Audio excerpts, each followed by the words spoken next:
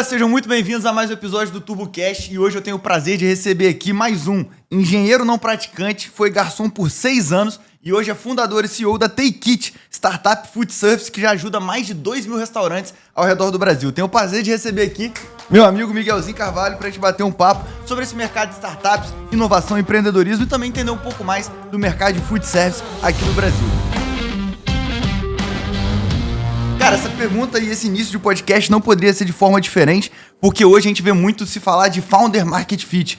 Como que a gente consegue ter uma empresa e um fundador que estão, extremamente correlacionados e o cara de fato vive aquele negócio. Então, cara, eu imagino que você ter trabalhado como garçom influenciou de fato você acabar fundando a Take It. Queria que você contasse um pouco dessa história, como é que você foi parar nessa empresa, nesse modelo de negócio e por que essa empresa, cara?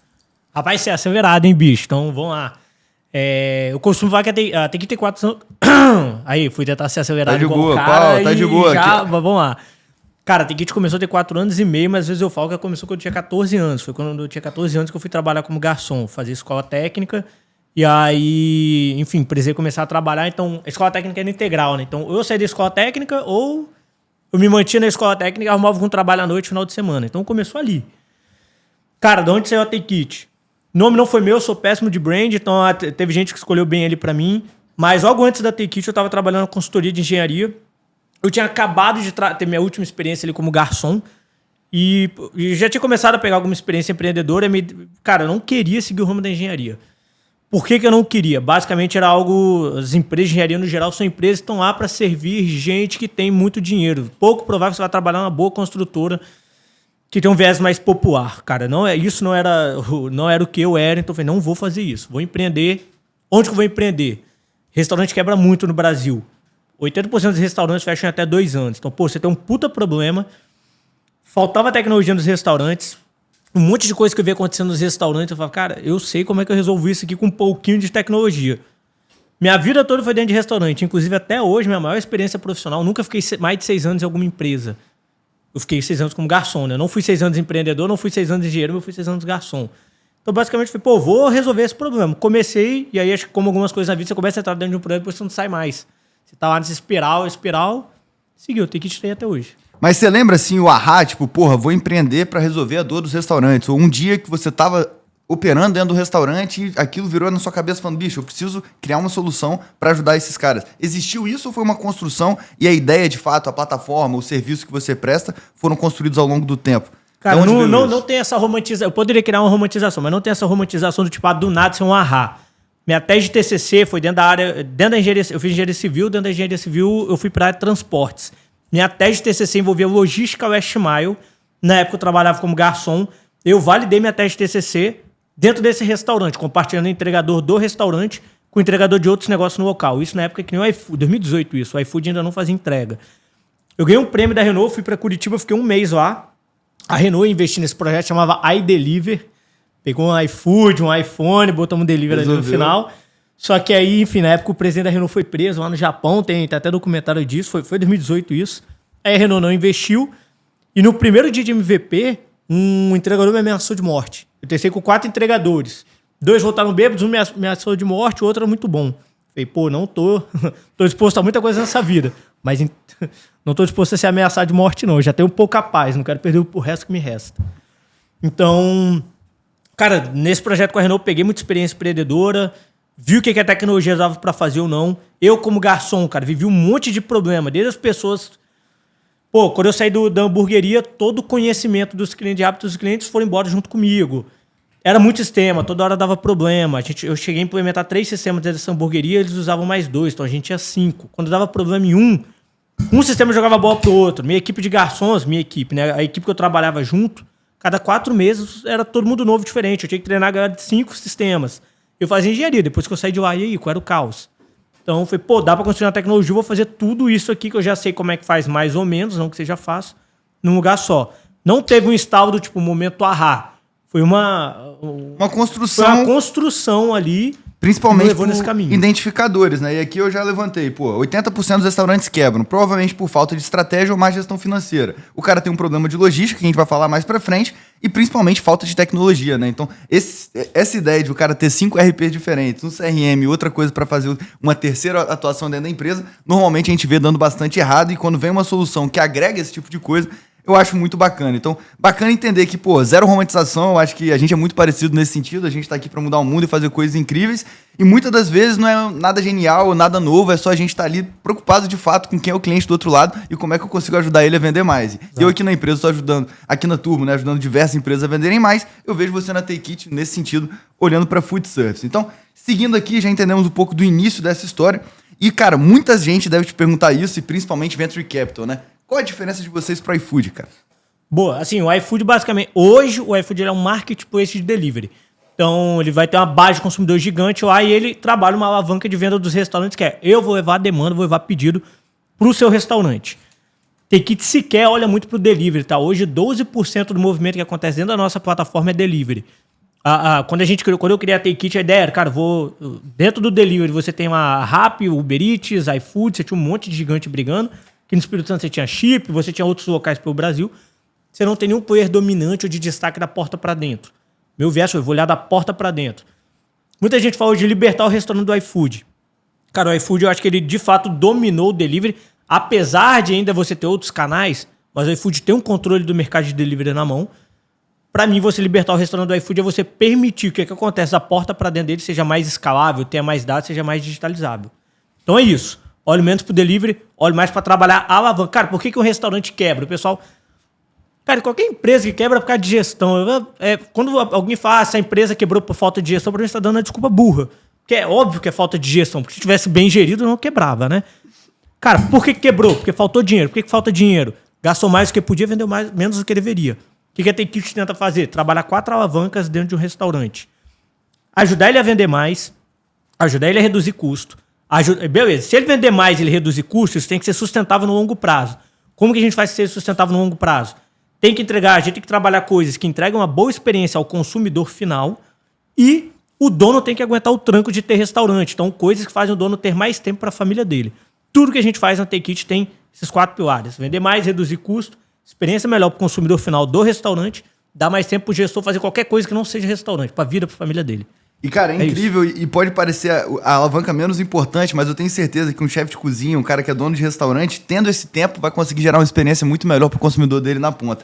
E quando você fala de experiência presencial, pra mim isso é nítido, porque quando eu vou no restaurante, eu vejo a plaquinha e jogo o QR Code, eu já sei que é Take It, e antes de conhecer você, eu já te falei na primeira vez que a gente conversou, eu era fã do sistema. Então, quando eu ia no restaurante, tinha Take It, eu ficava feliz, quando não tinha, eu ficava puto, que eu tinha que ficar fazendo conta de cabeça pra saber como que eu ia dividir essa conta. Então, de fato, é uma coisa que entrega valor pro consumidor final e acaba ajudando o restaurante também. Então, bacana ver essa diferenciação do iFood. Então, assim, batendo nesse ponto da entrega, né, assim, quando eu olho pro iFood, cara, eu tenho 2 coisas muito claras na minha cabeça. A primeira é, custo de aquisição de cliente. Quanto que eu gasto no Facebook para adquirir um cliente, o quanto eu pago de taxa para o iFood para o meu restaurante ser visto lá. E a gente já bateu isso, faz muito sentido para o cara que é pequenininho. O segundo ponto que você me alertou é a questão da logística, né? O cara, ele não quer ter uma equipe interna de logística, ele não tem know-how para isso, ele não quer ter o risco de ter essa equipe, e ele acaba depositando no iFood toda essa operação logística. Você enxerga uma solução para isso? A Take It vai se envolver nisso ou esquece, é bucha demais?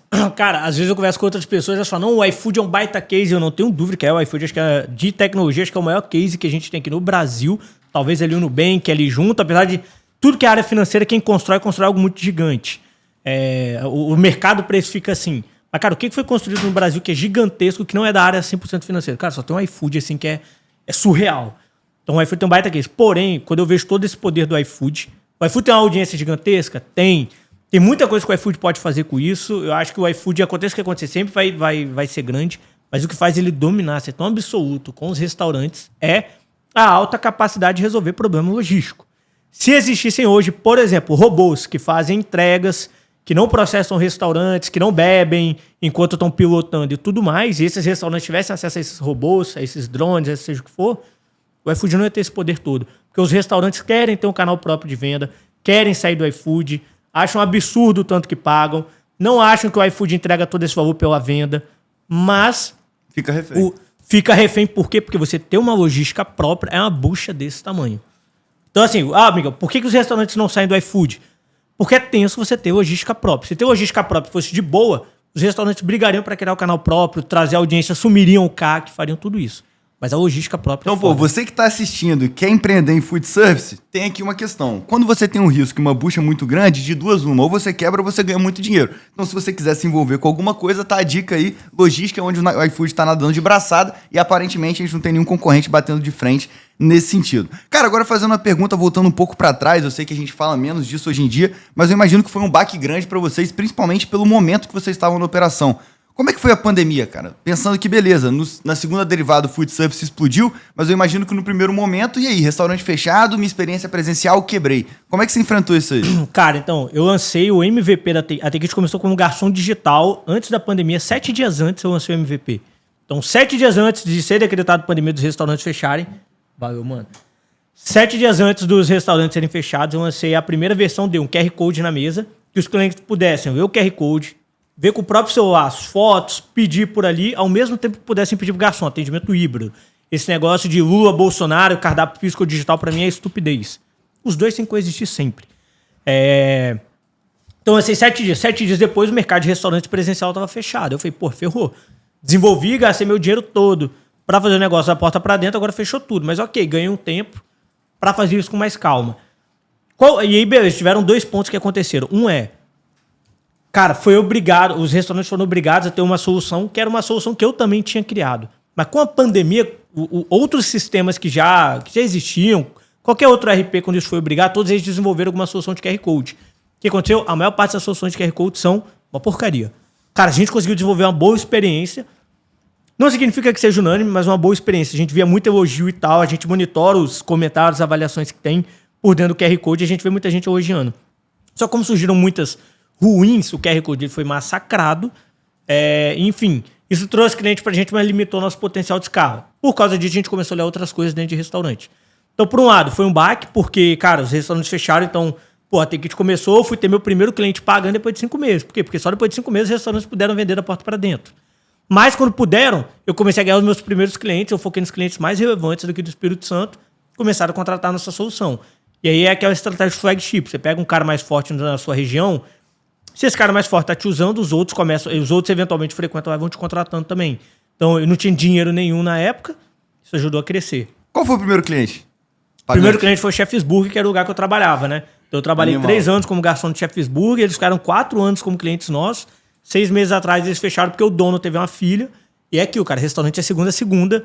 Ele decidiu ali que não fazia sentido ali, que ele queria acompanhar o crescimento da filha dele, fechou. O segundo foi a Café Lorenzon, tá até hoje. Animal. A cafeteria lá em Vila Velha já tem aí segundo. Então, beleza, falamos de pandemia, olhando agora para o futuro, cara. Qual que é o sonho grande do Take It, assim? Pô, olhando para frente, onde é que você quer chegar? Qual que é o big number? Qual que é a missão? Qual que é a visão? Qual que é o sonho grande, de fato? Cara, missão. Servir com excelência quem vive para servir.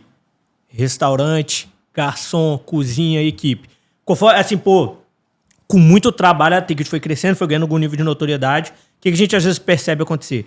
Você começa a crescer um pouco, você começa a virar um pouco mais empreendedor de palco, ou começa, às vezes, não ter tempo para falar com a pessoa que você escolheu servir naquele começo. Pô, no começo eu ia para reunião com qualquer cliente. Eu lembro que eu fui lá em Nova Almeida de Transcol para fechar com um cliente. Eu moro em Araçasca, eu fui 40, 50 quilômetros de Transcol para poder fechar com o primeiro.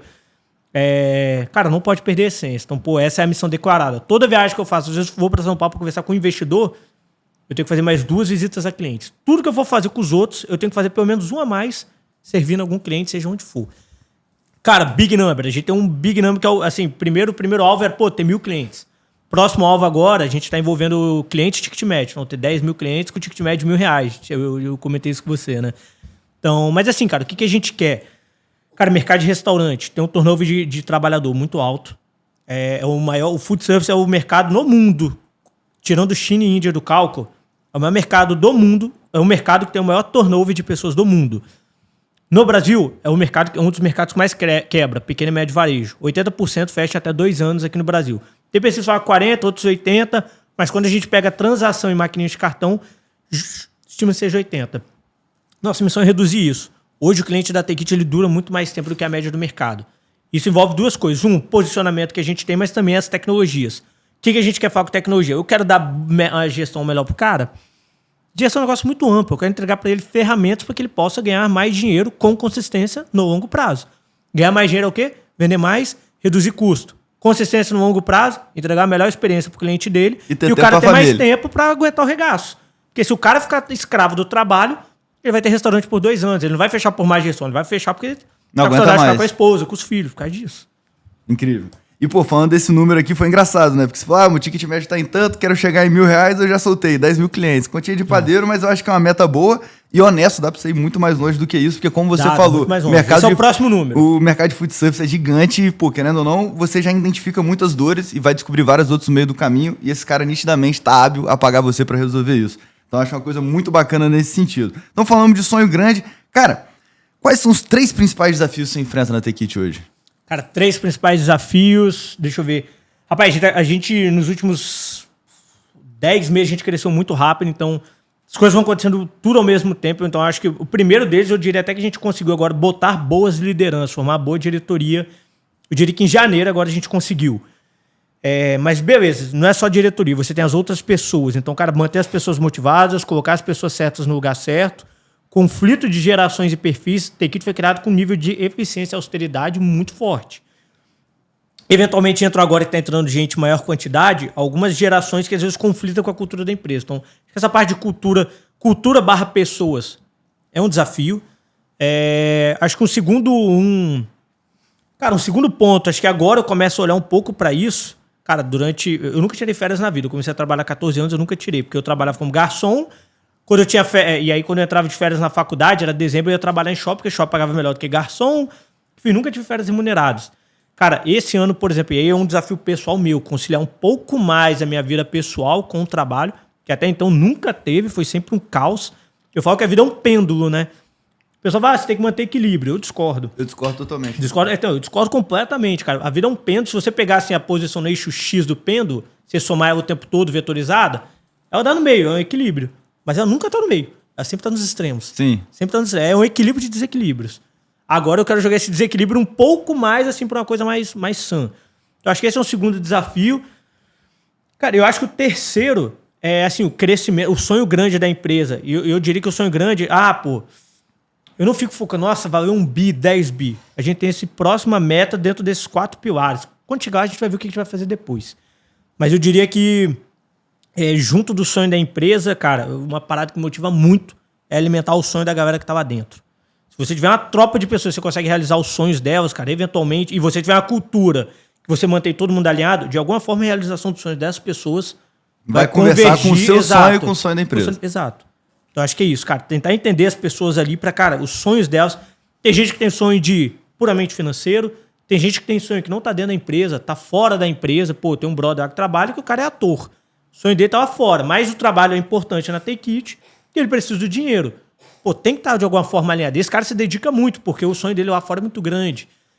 Tem gente que quer virar sócio dentro da empresa. Tem gente que está na empresa hoje que não vê a empresa no futuro, mas a pessoa quer se desenvolver porque ela está vendo que a empresa está crescendo. Cara, conciliar isso tudo ali é um desafio. Mas no final das contas também tem um outro desafio. Bicho, crescer, velho.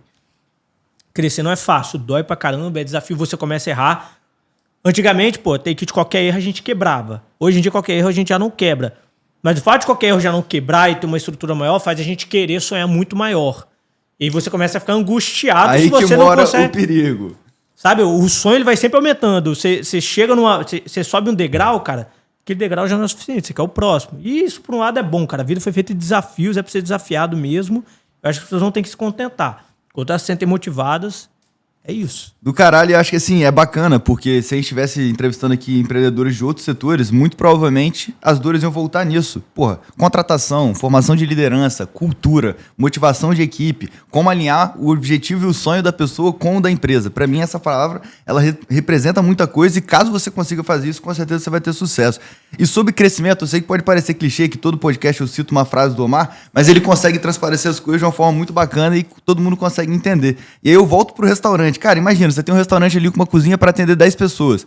Daqui a pouco, você tem que atender 100 pessoas. A cozinha ficou pequena, você vai ter que reformar essa cozinha, você vai ter que comprar uma geladeira, você vai ter que comprar um fogão industrial. Então, o crescimento é muito sobre isso. Aqui na Tuba, a gente viveu isso também. E o crescimento, ele nunca é linear, como você falou do pêndulo. Ele sempre vem porrada. Então, você está faturando 100, do nada você vai para 300, do nada você vai para 600. E, nitidamente, o time que está ali jogando essa divisão não é o time que vai conseguir entregar o que a sua empresa precisa no futuro. Isso dói também, tá? Porque, pô, eu passo mais tempo dentro da empresa do que qualquer outro ser humano na minha vida. Então, cara, é foda, porque as pessoas da minha empresa... É uma visão, cara, querendo ou não, você pode chamar de família, eu não vou nessa linha de família, eu chamo assim, é minha seleção. Meu time. Cara, é meu time, é uma seleção brasileira ali. Seleção brasileira que tá hoje não é que vai jogar a Copa. Mas você vira brother da galera, bicho. Que a galera em algum ponto vira como se fosse sua família. Sim. Não família do tipo que você não pode. Família do ponto de vista que são quem você mais passa tempo na sua vida. Você se apega e tal. Só que às vezes você tem que ser duro, você tem que tomar decisão. Por quê? Porque a seleção é mais importante que os jogadores. Os jogadores vão e vêm, Fluminense. Os jogadores vão e voltam, mas o time tá lá. E o time tem que ganhar campeonato. E não necessariamente o que ganhou a Série B vai ganhar a Série A. E nesse momento de crescimento, quando você coloca, né, conflito de gerações, é uma coisa que quando a gente vê de fora, a gente fala, isso é empreendedor de palco, tá falando besteira. Mas hoje em dia, às vezes eu chego aqui na Turbo, eu não sei. A pessoa que tá aqui trabalhando, começou a trabalhar essa semana, nunca nem vi na vida, foi contratada e tá aqui. E essas coisas acontecem. A gente tem que evoluir como gestor e como empresa para conseguir absorver esse novo momento. Então estão aí 3 principais desafios que com certeza muita gente já passou. Cara, eu ia fazer uma pergunta agora, mas você já bateu, né? Olhando para gestão, liderança e cultura, quais são os principais pontos que você avalia numa contratação? Se você quiser dar uma palhinha só para complementar, o que você gosta de olhar para cultura, valores, quando você vai contratar alguém? Cara, acima de qualquer coisa, a pessoa tem que ter... toda entrevista que eu faço, hoje em dia eu já não faço todas, e talvez seja fundamental que eu faça todas, mas eu acho que ao mesmo tempo é importante que eu escolha as pessoas e que elas estejam alinhadas para quando elas forem fazer, que elas façam com a cultura parecida com a minha. Mas cara, o que você já fez de extraordinário na sua vida? Eu falo pro pessoal, cara, em qualquer aspecto. Se eu fosse olhar pra mim, por exemplo, se alguém me perguntasse isso, dependendo de que fase da minha vida fosse, eu não ia falar nada profissional, porque eu não tinha tido nenhuma experiência profissional relevante, mas eu ia ter alguma coisa acadêmica. Eu ganhei uma medalha em Olimpíada de Matemática. Eu passei no vestibular, na escola técnica, estudando sozinho sem fazer pré. Ou eu ajudei a fundar a primeira torcida do Fluminense. Acho que já te falei, né? Eu era envolvido com o Grêmio e tal, eu ajudei a trazer o movimento Passe Livre pro Espírito Santo.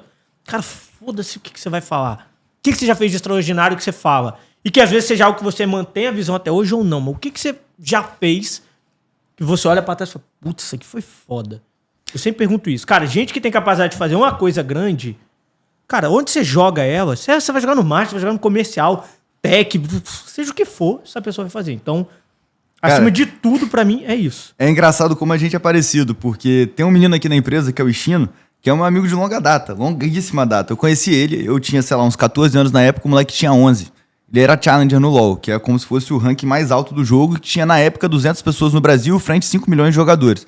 E aí, mais pra frente, uns 2 anos atrás, eu, tava jogando, vi ele online. Falei, você tá fazendo o que da vida? Ah, tô estudando marketing, não sei o quê. Falei, quer trabalhar? Ele falou, quero, começa amanhã. Aí todo mundo aqui, como assim, você vai contratar o cara? Eu falei, irmão, o cara foi challenger no LoL. O que diabos ele quiser fazer aqui dentro, ele vai. O moleque já passou por 5 áreas, tratora tudo, é um dos melhores colaboradores que a gente tem, vai se tornar sócio inevitavelmente. Então, ótima pergunta e eu vejo muito isso. E uma coisa que eu gosto sempre de olhar, cara, é o quanto a pessoa quer. Independente do que ela construiu ou não, olhando para aquele momento, o quanto ela tá afim realmente de fazer uma parada diferente, de pegar 60 quilômetros de transcall para fechar um cliente. E eu acho que isso acaba fazendo muito mais diferença do que o cara sabe ou não sabe. Então tá aí a Por exemplo, não olha, cara, eu nunca peguei, cara, assim, eu pego o currículo da galera, a pessoa fala, formei em engenharia, sei lá onde. Eu nunca olhei, me manda seu diploma. Cara, eu não olho isso. Agora, o que você já fez? E aí quando a pessoa fala o que ela fez de extraordinário, eu começo a questionar. E às vezes eu faço questionamentos assim, contrários à pessoa para poder estressar, para ver até onde essa pessoa vai e se de fato ela fez aquilo. Mas isso, se a pessoa fez alguma coisa extraordinária, cara, e se você entende que o que ela quer faz sentido na empresa, irmão, ela vai fazer. É só você dar as ferramentas certas, o direcionamento certo. O que não dá agora é... O que você já fez de extraordinário? Essa pessoa conta um negócio totalmente genérico, nada objetivo, ou que você percebe que é uma pessoa que está sempre reclamando. Por exemplo, outra coisa que eu sempre pergunto em entrevista, o que eu achava de alguma empresa que ela já trabalhou. Se é uma pessoa que fala muito mal de um lugar que ela já trabalhou, cara, isso é um comportamento repetitivo. Cara, pessoa que sai falando muito mal do passado, cara, possivelmente o erro não tá no passado, o erro tá na pessoa. Se tudo anterior tava ruim, eu diria que, cara, o mundo não é tão ruim assim, o mundo tem muita coisa boa. Ele não é perfeito, mas tem muita coisa boa. Se tá tudo tão ruim assim, talvez o defeito, a falha seja na pessoa, cara, e não vai ser a minha empresa que vai ser um mar de flores e rosas para essa pessoa. Então... Total, ninguém aqui tá pra salvar o mundo, muito menos ser ONG. Só vão passar da pauta de contratação, porque daqui a pouco a gente dá uma de ferro e Thales aqui, sai todo mundo cancelado, vamos pra próxima. Boa. Olhando pra crescimento inorgânico, você pensa disso de alguma maneira? Tem M&A no radar, quer crescer orgânico, não quer? O que você imagina nesse sentido?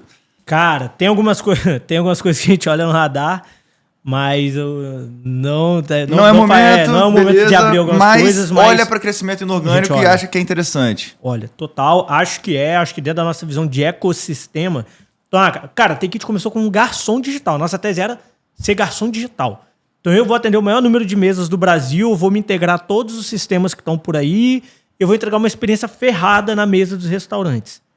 Cara, depois eu entendi que isso era só uma parte do que eu deveria fazer. Que existe uma dor maior que é dono de restaurante tem, normalmente, baixa escolarização, uma equipe de digitalização menor ainda, com a maior rotatividade do mercado. Como você quer que esse cara use 2 sistemas? 3, 4, 5? Eu entendi que a nossa tese começou a mudar para eu vou trocar tudo que ele tem, eu vou entregar para tudo uma ferramenta só. Eu não só vou melhorar a experiência de quem usa 4 sistemas hoje ao entregar uma, como para aquele cara que só usava uma, eu vou mostrar para ele um mar de possibilidades que ele poder ter várias. Ele nunca teve, porque... Cara, você quebrar a inércia criativa, a inércia da descoberta é difícil. Pô, o cara tava com o sisteminha dele de gestão. Nossa, agora eu acho que eu preciso de um CRM. Ele vai sentar a bunda na cadeira, vai ter que conversar com 5, vai ter que escolher, vai ter que ver se integra, vai ter que tomar a decisão, bater o martelo de... Vai começar a botar pra rodar. Agora ele vai ter que treinar a equipe dele pro segundo, só que a equipe dele vai trocar. Mas beleza, ele tá com 2. Agora ele quer um sistema de tablet ou garçom digital. Aí vai quebrar a inércia pro... Cara, quando você entrega tudo num lugar só, você dá o caminho, as pessoas começam a ir usando... Não de forma tão natural assim, mas você consegue direcionar. É só... Cara, quebrar a inércia é só dar um empurrão. Total. Não é só sair da inércia. Desde que o caminho esteja construído, né? Então construa o caminho que as pessoas vão vir. Com a gente foi isso. Pô, hoje em dia, um pouco mais de um terço da nossa base usa CRM. Gestão dos clientes dentro dos restaurantes. Pouco provável que você vá em 3 restaurantes, um deles vai usar. Amanhã você vai em parceiros nossos. Mas se for em 100 geral no mercado, não. Ou seja, o fato de a gente entregar tudo num lugar só gera um potencial de digitalização muito maior. E a gente consegue capturar esse valor que a gente gera. Isso é fundamental. Não, incrível. E, pô, a nossa missão aqui na Turbo é eu torno a vida de quem vende online mais fácil e rentável. E tudo que você tá falando eu vejo. Eu torno a vida do dono do restaurante mais fácil e rentável. É isso. E eu me vendo aqui como um one-stop shop do digital. Então o cara ele vem fazer um e-commerce comigo, ele compra tráfego, ele compra creator, ele compra uma landing page e depois ele faz a ativação com o influenciador. O cara chega pra você pra pegar garçom digital, daqui a pouco ele tá com a mesa, daqui a pouco quem sabe um adiantamento de recebível e outras funcionalidades que você pode ter nesse sentido. Então, muito bacana essa questão. E, cara, essa questão do turnover, você tem batido bastante nisso. Você pensa em alguma coisa educacional, ensinar esses caras, ter treinamento, ou é muito distante também? Cara, quando eu falo turnover de mão de obra, sim, né? Quando eu vejo de Brasil, assim, existe um problema geral, cara. Normalmente, garçom... poucas pessoas você vai conhecer que a profissão delas é garçom. Cozinha, você conhece, chefe de cozinha e tal, mas garçons são muito poucos. Exato, garçom é bico, normalmente é o primeiro emprego, uma porta de entrada ali. Por quê, cara? Qual a grande questão? Restaurantes operam, vendem muito mais nos momentos que as pessoas estão saindo para se divertir. Cara, quem quer trabalhar quando tá todo mundo saindo para se divertir? Quem quer servir quando tá todo mundo... Cara, você quer sair para se divertir junto. Eu fui garçom há muito tempo. Pô, eu tava lá, eu odiava estar lá, eu queria estar em outro lugar, mas ok, eu tinha... Era o horário ali que eu tinha, eu precisava trabalhar, então eu abri a mão daquele horário. Assim que eu pude, eu saí fora. Cara, o garçom hoje... Muito garçom, tanto que não à toa, na nossa equipe comercial tem uma galera que é garçom. Você vai e oferece um emprego pra essa galera do horário comercial, segunda a sexta e tudo mais. Essa pessoa sai, pô. Imagina, você poder ter final de semana, feriado com sua família. Isso tem um puta valor. Então, na minha visão, a leitura é para resolver o problema do turnover do restaurante. Você precisa de menos pessoas. Você tem que criar tecnologia para que esses restaurantes dependam menos de mão de obra. De fato, contratem menos garçons, menos cozinheiros, menos caixas. Com isso, sobra dinheiro para você remunerar melhor essa galera. Cara, garçom que só anota pedido, tchau. Garçom que trabalha um bom relacionamento, cara, te ajuda com outras coisas. Começa a virar uma espécie de upsell, né? Vai comprar uma coisa, compra outra, não sei o quê. E aí, pô, se o garçom começa a ser melhor remunerado, talvez ele tope ficar final de semana e feriado servindo e de repente descansar na segunda e terça, porque ele ganha melhor do que ele estaria ganhando em outras profissões. Aí faz sentido. Então, cara, quando a gente olha tecnologia, a gente não olha muito treinamento, capacitação, nada disso, porque quem tá lá quer sair de lá. Não adianta eu querer capacitar. O que eu tenho que fazer? Pro restaurante, diminuir a dependência dele de mão de obra, pra mão de obra fazer com que ela seja melhor remunerada. Ponto. Tão simples quanto isso. E, cara, pro pessoal que tá começando, olhando aí, por exemplo, a Turbo fez fundraising, você fez fundraising, várias pessoas fazem e acabam também romantizando tudo isso. O que você tem a dizer sobre, pô, ser bootstrap, levantar dinheiro com fundo, quando você enxergou que era momento? Que conselho você tem para dar para a pessoa que está pensando em levantar dinheiro hoje? É uma coisa que a gente conversa muito pouco, é difícil você ter um amigo que já levantou dinheiro para conversar com ele. Então quem está escutando do outro lado, o que você tem a dizer sobre isso? que ele tem que avaliar se é para levantar dinheiro ou não? É melhor ir bootstrap? É melhor ser VC? Eu sei que é um pêndulo, não existe certo nem errado, mas o que você tem a dar de conselho nesse sentido? Tá, primeira coisa, cara, eu vim de família pobre, não tinha dinheiro, então quando eu comecei a ter kit com dinheiro de investidor antes de dinheiro de um edital de subvenção, um prêmio que a gente ganhou de inovação. Sem isso, cara, eu podia falar o que fosse. Mas se você crescesse... Rapaz, eu não tinha dinheiro para pagar comida, então não tem, no meu caso, não tinha como começar a zero dinheiro. Porém, eu acho que é fundamental você criar um negócio que não dependa de venture capital. Você pode pegar o venture capital para te acelerar, mas para você existir, hoje, Take-It hoje vive sem dinheiro de investidor tranquilamente. Já estava sendo passado e crescendo bem. Dinheiro de investidor veio num bom momento que a gente falou, com isso a gente chega mais rápido. Agora, se for com isso a gente sobrevive, você tá ferrado, cara. Talvez você não tenha um negócio e você ainda vai pegar a pica de estar pegando dinheiro dos outros. Cara, eu não gosto de perder... Cara, eu não quero ter a responsabilidade de perder 1 milhão, 2 milhões, 5 milhões de dinheiro dos outros, não. Não quero isso pra mim. E, muito se fala também de como que o mercado ele muda, né? Então, às vezes, o cara 2 anos atrás, com a taxa... 2 anos não, que já passou um pouco isso, uns 3, 4, né? Taxa de juros a 2, vendo todo mundo levantando dinheiro. E ele pensava muito nessa história de ter um negócio esquema Ponzi mesmo, né? Eu levanto dinheiro falando que vou crescer, eu cresço com o dinheiro que eu levantei e depois levanto mais dinheiro para crescer mais e continuo nesse ciclo. E se esse negócio ele não tem um unit economics que para em pé, que é o caso da Take-It, que é o caso da Turbo, não tem dinheiro e fundraising no mundo que resolve. Então, eu acho muito legal esse dilema e também não romantizar isso, galera. Eu acho que levantar dinheiro é uma puta responsabilidade e se você não acha que você tem responsabilidade do dinheiro do investidor que tá depositando a fé em você, você tá viajando. Porque, se você pega 10 milhões de reais e queima, quem vai te dar 10 milhões de reais depois? Então, acho que as pessoas têm que avaliar com muito mais seriedade isso mesmo e entender que a pessoa está confiando em você no seu negócio. Não existe certo e errado. Avaliem muito bem e tomem cuidado também com drag along, tag along e investidores que podem não te ajudar necessariamente. Mas esse assunto mais para frente, se a gente entrasse aqui, a gente ia falar só disso. Cara, a gente falou muito sobre restaurante, problema, etc. Quais são os 3 principais erros que você identifica nos players do setor? E aí, não falando dos seus concorrentes, falando dos restaurantes mesmo. Onde esse cara tá errando muito hoje? Cara, restaurante... Dentro de restaurante, cara, a gente tem restaurante, a gente vê na Take-It que operam com margens muito boas. O cara tem um restaurante, esse cara ganha muito dinheiro com o restaurante, mas muito dinheiro. Às vezes eu falo, tem muita gente que fala, Deus me livre de ter restaurante. Eu falo, depende. Então, assim, você tem que ter uma proposta de valor bem definida, cara. Tem que ter alguma coisa que te faça único. Nem seja só para restaurante, acho que seja para qualquer empresa. Mas ter algo que te faça único. Tem gente que vende hambúrguer. Cara, toda esquina tem alguém vendendo hambúrguer. Mas tem gente que vende hambúrguer. Mesmo toda esquina tendo alguém vendendo, o cara vende caro e ganha muito dinheiro e as pessoas pagam. Pizza, mesma coisa. Você abre o iFood lá, você tem pizza de R$30, você tem um cara vendendo a 80, as pessoas compram com 80. Por quê? Porque tem algo muito único. Então, acho que primeiro, e normalmente isso está muito ligado a produto ou experiência, tá? No final das contas, você comer um bom produto, você comer uma boa comida, isso te gera uma boa experiência. Então, cara, como você vai entregar uma boa experiência para o seu cliente? Pode ser um puta produto gostoso, delicioso, pode ser uma ambientação, pode às vezes ser, cara, uma entrega extremamente rápida de um produto não tão bom e barato. Vai saber, mas a maioria abre sem ter uma proposta de valor único, algo que faça dele diferente dos outros. 2, você vai precisar de equipe, cara. Se você fizer sozinho, você tá ferrado, ainda mais restaurante, porque no geral, a maior probabilidade é que você vai trabalhar muito final de semana, feriado, à noite, só que a parte de compra você vai gastar muito seu dia muito cedo. Então você fica de fato escravo do seu trabalho se você estiver fazendo isso sozinho. Para nenhum negócio, não faça sozinho. Então, algo que te torna único. 2, ter uma boa experiência. Algo que te faça único. 2, equipe. Cara, 3... Contratar a Take-It, né? É boa. Se fizer sem Take-It, vai ter mais dificuldade. Fechou. Beleza. E, cara, olhando para 2025, quais são as tendências e novidades que você tá olhando para esse mercado? Eu lembrei agora, você falou, eu acho que o iFood pode vir a passar calor quando a gente tiver robôs entregando iFood. Isso pode parecer pra gente uma loucura total, galera. Eu tava em Miami em abril do ano passado, eu vi esses robôs andando na nossa rua, eles têm sorrisinhos, eles buscam as coisas no restaurante e ele entrega na casa das pessoas. Isso já tá acontecendo. É claro que existe um delay no Brasil, mas em algum momento vai chegar aqui e o iFood pode vir a passar calor com isso. E voltando nesse assunto de produto... Eu não acho que isso no Brasil vai acontecer tão cedo. Porque o dólar tá muito caro, o robô vai ser muito caro, o mão de obra é muito mais barato, vão roubar o robô. Então, assim, não vejo isso acontecendo no Brasil, vejo isso acontecendo até lá fora. No Brasil, eu realmente não vejo. Eu acho que o iFood, devido à questão logística, vai continuar dominando isso.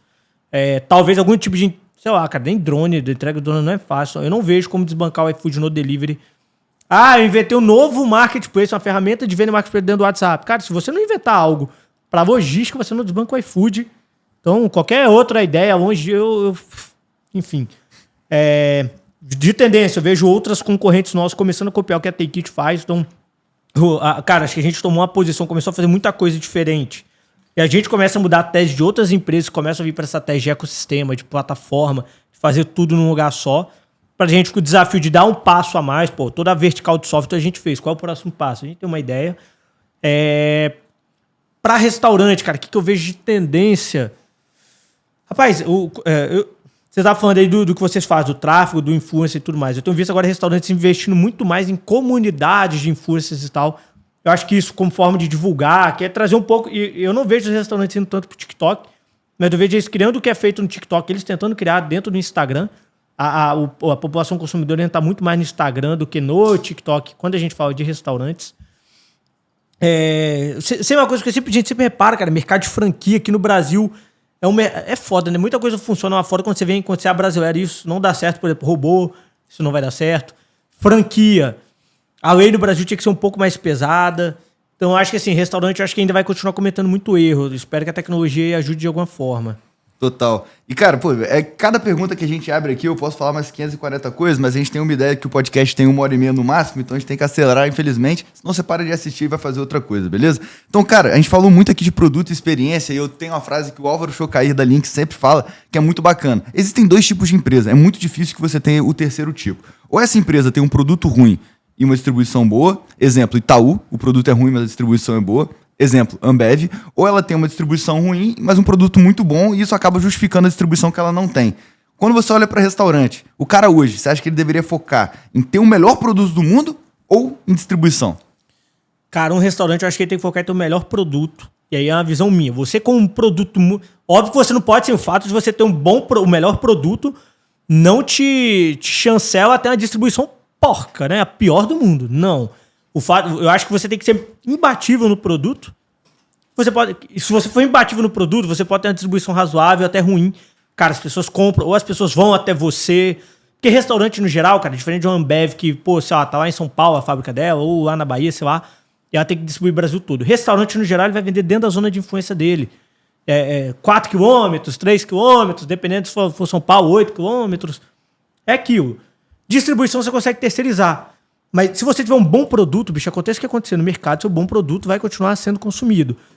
Se você tiver só uma distribuição boa, cara, podem acontecer coisas que... Tem que ser boa demais e o produto tem que ser barato demais. Eu concordo com você no caso do restaurante. O produto ele te torna mais imbatível, mais invencível no longo prazo, tá? A distribuição, a forma como é distribuído e tal, isso vai mudando.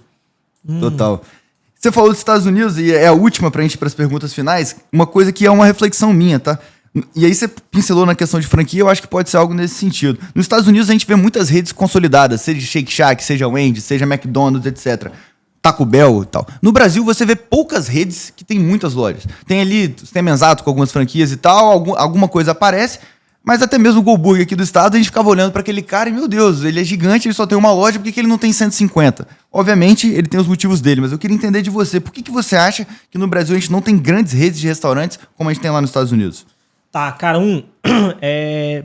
a gente já viu grandes redes de restaurantes escalando de forma muito rápida, mas eu diria que a lei aqui, ela prejudica um pouco o consumidor final, o franqueado, né, a pessoa que compra a franquia, do seguinte ponto.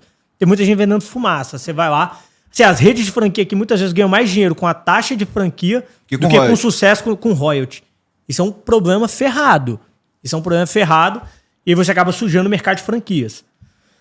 Por outro lado, existem muitas franquias sérias que estão crescendo muito, sei lá, cara. Tem algumas que eu tava conversando sobre isso com uma pessoa ontem. Por exemplo, quais franquias eu teria? Cara, você vê que Cacau Show é um fenômeno. Quem tem Cacau Show ganha muito dinheiro. Gelato Borelli, outra muito boa. Bate de latte. Cara, existem algumas franquias que elas são muito bem estruturadas, elas têm uma marca forte e elas dão certo. Um dos desafios para você escalar grandes redes de franquias, eu acho, é que, por exemplo, o Go Burger. Go Burger é muito bom, indiscutível, muito forte, no Espírito Santo. Então, restaurante, ele tem muito essa questão da regionalização. Por exemplo, o Boteco Boa Praça abriu uma unidade aqui no Espírito Santo. Fechou? Por quê? Porque, cara, faz muito sucesso lá no Rio, faz muito sucesso em regiões turísticas, as pessoas, vai no Boa Praça, que tem as principais capitais. Aqui no Espírito Santo, as pessoas não querem necessariamente ir no Boa Praça. Elas querem ir naquele bar que tem uma cultura mais capixaba. Então, como o Brasil, você tem muito Brasil dentro do Brasil, você criar, acho que redes que escalem tanto é mais difícil. O que não significa que você não pode criar redes, às vezes, de, por exemplo, Go Burger abrindo a segunda unidade. Pô, uma Rai, por exemplo, já tá 4, 5. Você crescer muito forte dentro da sua região ali, eu acho que isso é um puta caminho. Eu acho que isso são coisas que a gente vai começar a ver mais. Empreendedor tendo 5 restaurantes, 6 restaurantes, 8 restaurantes, crescendo dentro da região dele ali, tá? Irado. Demais. E agora, pô, vamos para as perguntas finais. Primeiramente, agradecer a todos que assistiram. Não saiam agora, porque as perguntas finais sempre é a parte mais legal do podcast. E agradecer também ao Miguelzinho pelo tempo dele, que tá cada vez mais caro. Miguel, quando eu falo sucesso, cara, qual é a primeira pessoa que vem na sua cabeça? Caraca, sucesso, mano. Rapaz, eu não sou bom pra essas perguntas, não, porque... Rapaz, sucesso, não faço nem ideia, mano. Não tem alguém que você vê como uma referência de, porra, eu queria ser esse cara, não? E com certeza não vai ser financeiro. Cara, você perguntando assim, eu teria que dar uma refletida. Eu sou o cara que... Eu acenderia meu paizinho aqui e ficaria refletindo sobre isso, mas então, tudo certo, tudo certo. Não, enquanto isso a cabeça... One, não, tá tudo bem, e não vai cortar não. O cara enquanto fugiu da pergunta, ele não tem referência de sucesso, ele tá precisando de mais referência de sucesso. Qual o livro que você mais indicou, deu de presente, mandou a galera ler? Rapaz, eu comprei 7 unidades desse livro e distribuí, tanto para investidor nosso, quanto para alguns amigos, que é Hospitalidade Racional. Esse livro é de um cara chamado Will Guidara, que hoje ele já tem 3 estrelas Michelin, mas quando ele montou o restaurante dele, ele ficou no top 50, né, dos melhores restaurantes do mundo, só que ele ficou em último dos top 50. Ele achou que inaceitável, ele foi receber o prêmio, ele achou vergonhoso. Então ele falou, cara, como é que eu vou virar o melhor nisso se eu não tenho dinheiro? Se aqui estão os chefes mais renomados do mundo, com muito dinheiro, não tem como. O que eu posso fazer para ultrapassar esses caras? E ele começou a ver que a comida deles era muito boa, mas a experiência nem sempre era que as pessoas tinham. E ele focou em hospitalidade. O que ele podia fazer? Ele ganhou as 3 estrelas Michelin. Ele fala sobre isso, é foda. E aí o cara pode pensar, eu não tenho restaurante, eu não tenho que aprender sobre hospitalidade, mas eu acho que isso tá no tratamento com o cliente, seja em qual negócio você esteja. É a forma como você serve os outros, cara. Servir os outros assim com nível de excelência absurdo vai te fazer único. Lugar que você ainda não foi, que aí? Lugar que eu ainda não fui. Rapaz, eu quero dar um rolê muito doido na América Latina, assim, toda, América do Sul. Então não tem um lugar em específico, tem vários. Latam. 3 conselhos pro Miguel de 15 anos. Rapaz, eu ia falar... Não fique tanto tempo trabalhando como garçom, porque isso cansa, só que hoje talvez eu esteja colhendo os frutos disso. Mas se eu voltasse no tempo sem saber meu futuro, cara, foi um inferno. Deixa eu ver... Pô, aproveite mais sua família e seus amigos. Acho que isso é clichê, mas das coisas que eu mais amo na vida. Então, eu sou uma pessoa de poucos amigos e pouca família, mas quem eu tenho eu gosto muito. Deixa eu ver... Cara, o outro eu sigo fazendo, mas cara, não, acho que o dinheiro pra cuidar mais da minha saúde, esporte. Falaria de esporte, porque hoje eu sou apaixonado por esporte, mas negligenciei muito nas épocas mais austeras de tempo. Digamos que eu estou nessa parte do pêndulo, cagando pra minha saúde, trabalhando igual um louco, mas concordo 100% com você. Se eu voltasse para os 15 anos, isso é uma coisa que eu... Com certeza absoluta, teria mudado na formação do cerebelo lá atrás. Hoje em dia, infelizmente, é um pouco mais complicado. Miguelzinho, pra fechar, frase da semana. Trabalhe e confia, sempre. Trabalhe e confia. Então é isso, galera. Porra, muito obrigado a todos que assistiram. Miguel, prazerzão. Papo irado. Você deixa aqui nos comentários a próxima pessoa que você quer ver participando do TurboCast. Até o próximo vídeo. Bora vender. Um abraço.